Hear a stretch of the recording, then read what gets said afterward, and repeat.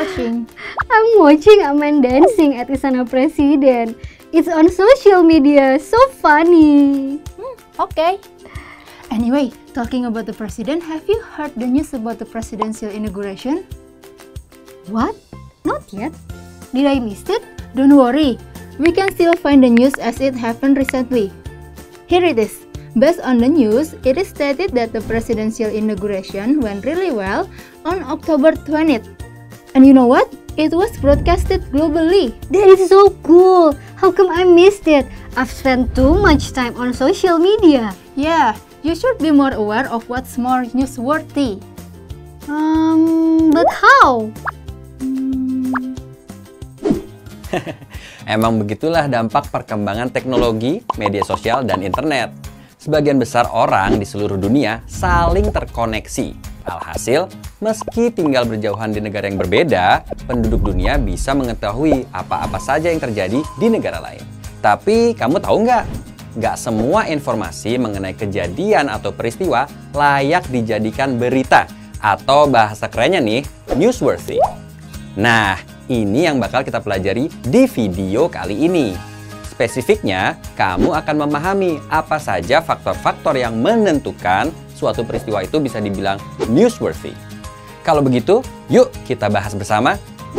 Secara garis besar, di dunia jurnalistik ada 4 faktor yang menentukan apakah suatu peristiwa itu newsworthy. Mereka adalah timeliness, proximity, problem, dan human interest.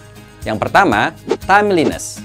Sesuai namanya, ia merupakan reka waktu suatu peristiwa. Artinya, suatu peristiwa dapat dikatakan newsworthy jika terbilang baru terjadi. Yang kedua, proximity.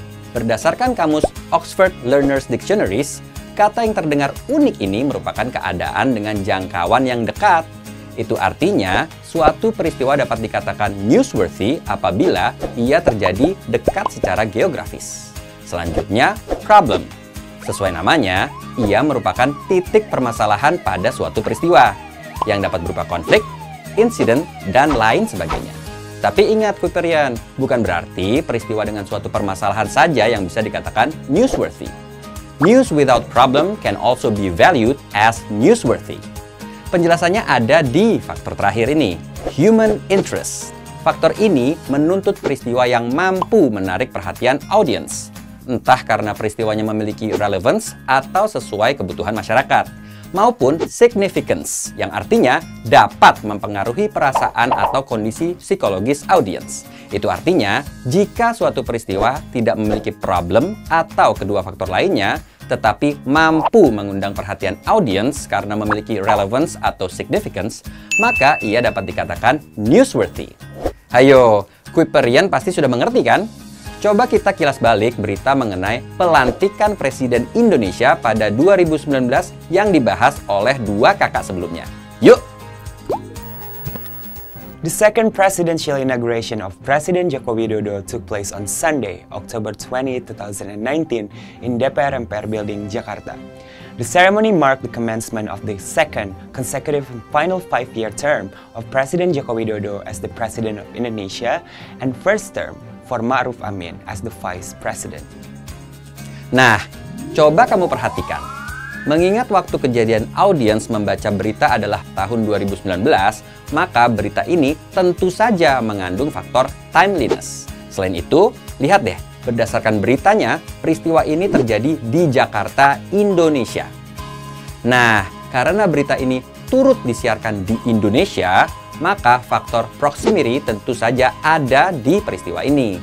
Selanjutnya, bagaimana dengan faktor problem?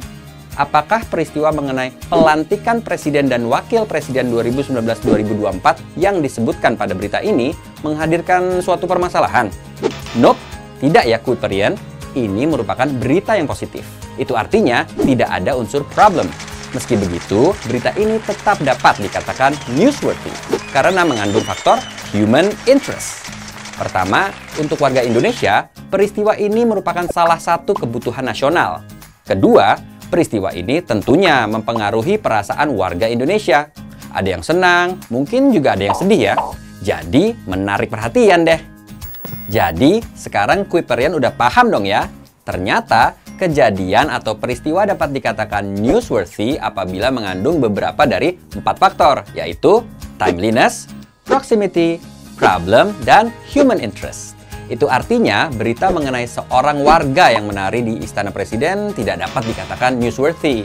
Iya sih, kejadiannya memang di Indonesia, tapi apakah berita ini mengandung perhatian khalayak publik? Tentu tidak ya. Tapi Kuiperian, berita mengenai pelantikan Presiden Joko Widodo dan Wakil Presiden Ma'ruf Amin ini kan disiarkan juga ya di negara-negara lain. Kira-kira bagi news media di negara lain, kenapa ya peristiwa ini dianggap newsworthy?